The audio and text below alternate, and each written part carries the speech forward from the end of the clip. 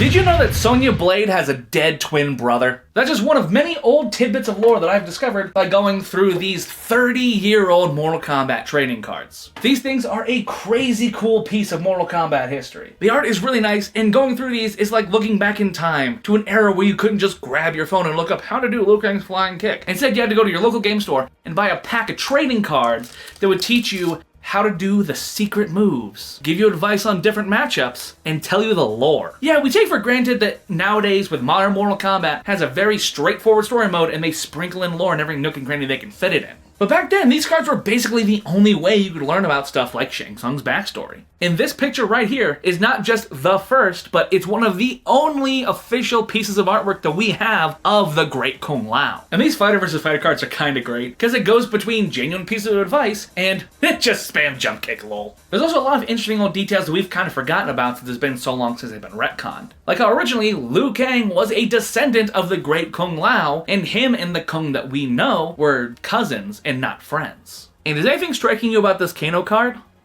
He's got hair, which these came out a year before the movie and 6 years before Kano's first in-game appearance of him having hair being Special Forces. I guess they just couldn't figure out what haircut they wanted this Australian to have. Except wait, he wasn't originally Australian though. As according to his official bio card, he is the orphan son to an American woman and he was born in Tokyo. Man, they just could not decide what the hell they wanted to do with Kano at first, could they? But then there's some things that never really change. Like Scorpion and Sub-Zero's backstories.